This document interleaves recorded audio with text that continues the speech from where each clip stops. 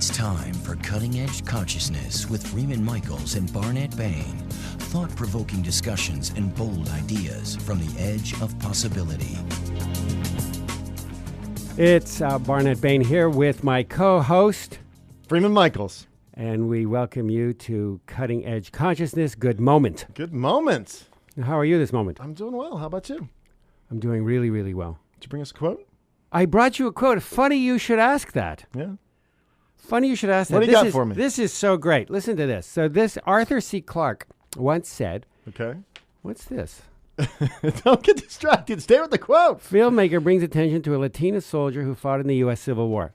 Well, that's our interesting. second I'm glad that the news department is on top of the latest Civil War developments. Now, let's get back to any sufficiently developed technology is undistinguishable from magic.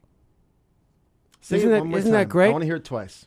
Any sufficiently developed, maybe I have it in a better version here No, someplace. that I was do. good. I heard. Any sufficiently developed technology is indistinguishable from magic, said Arthur C. Clarke. Wow. Who is Arthur C. Clarke? Do you know? Arthur C. Clarke wrote 2001: A Space Odyssey, and he was yeah. a luminary, visionary, Oh, this is the thing. Good. science fiction writer. That's such an odd label, science fiction, because it really is future vision. Yeah. He is a future vision Well, luminary. Totally, yeah. So any sufficiently developed technology is indistinguishable from magic. And now I would submit that it is equally true that any sufficiently developed psychology, psychology in this sense that I'm using it, and the original usage of the word, had to do with the science, a weird misnomer, but the science of the soul was what psychology originally was intended to be. It was an exploration of soul. So I didn't know that. That's fantastic, too. It became a head trip.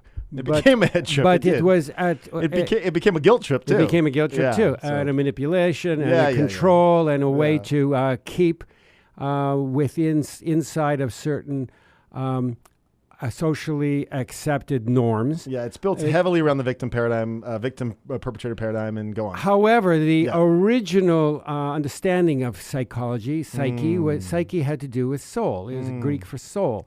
And so it is a science of soulcraft, and any sufficiently developed soulcraft Yeah. is indistinguishable from magic. Yeah, And I love that. And innovation is magic. Innovators, visionaries, are magicians. Yes, because they are throwing out a grappling hook Totally. beyond what Rika Zimmerman refers to as the electric doggy fence. Yeah. We For those have- of you who tuned in last week. Yes, and we'll be using that. I'm going to credit her as long as I can before it gets boring. But this electric doggy fence, we have called it. We refer to it here as the reservation. You know, our socialized experience. But we throw out this grappling hook off of the reservation, and then we pull ourselves forward into an uncertain future, and that is that looks to those still inside of the reservation. It looks like magic. Yeah. So I'm going to throw in a little funky piece of this, because you and I have both bumped up against a piece of language that feels insufficient. And it's when people refer to consciousness work as technology. And there's reasons why we both struggle with that. But Well, it's not technology, so I don't struggle with it. It's just it's like referring to an apple as a grape. Well, here's why I think it's referred to as technology, is because there are these places where on the reservation, because we've talked about having innovation and then very quickly feeling like we have to track back and contextualize it in terms of the reservation, which eliminates all magic and mystery and diminishes this amazing moment of possibility. We undermine it by trying to pull it back in and contextualize it in a very small story. So what technology has done in the sort of soul progression psyche of the collective is it's created this siloed outlet where innovation's cool. Not so cool in psychology at this moment in time. Very cool. Well, in technology. it's a particular kind of innovation, mostly to do with refinements, developmental refinements, and then there are these huge bursts of innovation where something is created that had heretofore not existed before. When was the last time you Googled? When was the last time you Googled? I Google all the This time. morning? Yeah.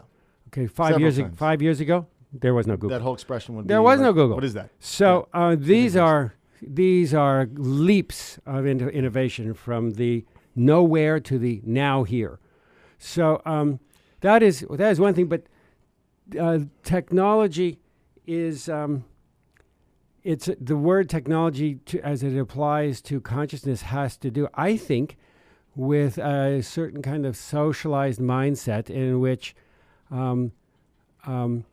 Cartesian, I think, therefore I am, René Descartes, this kind of worldview is the dominant worldview, or has been. I think it's in the process of there are different ratios of balance there. Yeah. It has been, and that anything that has to do with a world beyond that kind of reason is considered intellectually dubious. Totally. And so for many years that people around me, some of them quite close to me, thought that my passion, that I would commit my entire life Right. to the exploration of these matters.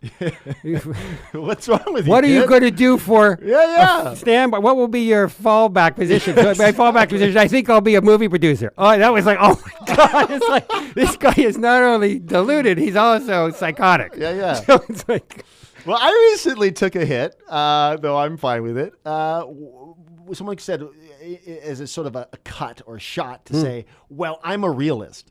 yeah, that's good. Me? An unrealist? That's good. Well, to be a realist, you are a realist. I mean, Don't tell them that. again, to shoehorn yourself, to take on the infinite all that isness and shoehorn it into as you say, a silo of cause leads to effect, that I am a snowball because I rolled down a hill accreting more of who I have been. Right. So that is the sum total of all possibility in the cosmos. That is psychotic. It is. That is absolutely psychotic. Even the most logical person Right. would have to admit there must be room. If you ask the most logical person in the world, statistically, actuarially, is there the possibility that there would be some miraculous thing? They would say, yes, logically, that makes logical sense. Statistically, there will be some aberrant. You know what you stumbled upon? It's one of the big trip chords. I don't want to hearken too much back to Go ahead, hearken. last show, but when we were talking about my whole proving pattern. Yeah. So, again. Shamu for a mackerel. Right. Leap. No, it was a doggy treat. Remember? Yes, it was one of Doggy Rika's doggy treats. But, That's I'm right. sure she'd be fine with Shamu too. Yeah, right? Chef was good. But the point of the whole thing was to say, what was the point? I totally lost it. The point is performance related. But no, I know where performing. the trip chord that you tripped is. Yeah. You and I both can get caught in our head.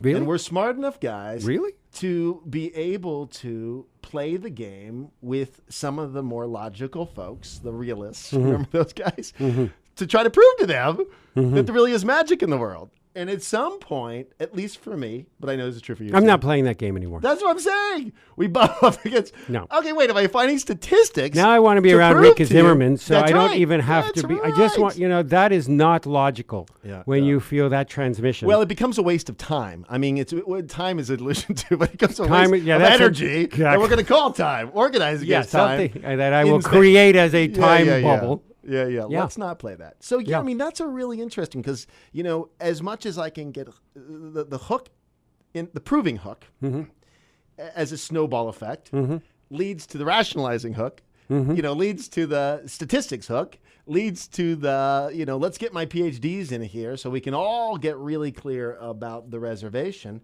and try to pretend like we're jumping off of it. I love, and we brought this up last show too, where there's opportunities there's arenas where it's, in art and creative, you're a filmmaker. I mean, it's an outlet. You get to be crazy in that industry. It's okay. You're a genius. Crazy anywhere else, but in film, we'll call him a genius. Stanley Kubrick, who made 2001. We talked about him a few shows back. And so, where do the nuts go? They go to entertainment. They go to creativity. Well, now even less, not as much anymore. Yeah, that's true as well. It is now where there's an equal opportunity playing field for individuals to step outside of the electric doggy fence, and in so doing, have the courage to become more and more visible, and to, with full awareness, understand that we are each contributing to re-enchanting a world, to creating a world becoming new, not a better version of what was, not a repurposing, but an entirely new reality, dimensional experience that is being co-created in the moment. And we each have an opportunity to do that. We no longer have to stream into a socially acceptable silo. There will come the point in which that whole bubble of reality that we have blown will fall in line behind the direction that we as individuals. The paradox is we are each 100% responsible, and you are 100% responsible, and I am 100% responsible, and that's a paradox that will resolve. Yeah. As we come to more fully experience and understand this mysticism that has to do with the oneness. We're both separate and connected simultaneously. Yeah, and I guess what I'm offering is that, look, paths sort of to the edge. Some paths feel more accessible, for me personally. And then in my world, I see where people can. So, for example, let's say the feelings are locked, right? Feelings, we as guys know this. It's a very typical thing, at least my perspective as a man, in my socialization, is feelings get really locked. I'm more comfortable in my head. I don't really know what to do with feelings. But I go to a movie, let's say certain kinds of movies, and I get to have feelings there. I get to have feelings in various arenas where it's safe, or, again, these siloed expressions. So, I'm not, I like to find avenues where I can make something accessible, right, for myself and others, so that it doesn't feel so foreign. Because, we do a lot of leaping here on this show. We get a lot of leapers, a lot of people that are nuts. It's a leaper colony. We love it. Leaper colony. I like that.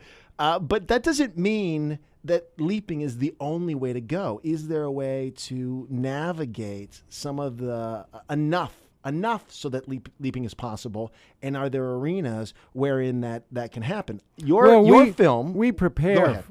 Go ahead. Finish. I was just saying, your film, What Dreams May Come. One of those first clicks for me, whatever that was, 13, 14 years ago, when I went, oh, wow, you create your own reality. Who knew? I mean, that's one of those ways in, because it's just a story. It's just a story. So it doesn't feel as threatening. Does that make sense? Yeah. I think that we prepare because we have this structured imagination, and we process all data in this very linear way. And so we prepare and we grow, and we prepare and grow in a very linear way. And then there is some sort of willingness to surrender, and then a leap happens, whether it's a big leap or a tiny one or an imperceptible one. There's a leap happen, and it isn't even, it's our willingness. And we are birthed into the more of us, and the more that is beyond us, that births us into to more of ourselves. And it happens so seamlessly that we don't understand that it is that there is more of us that's bringing us along. So I guess what I'm saying is change happens in an instant. Right. And then we spend all kinds of time as we create it, And struggling to piece it together, and then change happens in an instant, and it's always gifted to us. We don't change. yes, We and- receive change. And all I was saying is there's certain arenas where it feels more accessible, at least for me. We need to take a quick break. So when we get back, we will wander into whatever the next piece of the puzzle is. And so stay with us here on Cutting Edge Consciousness.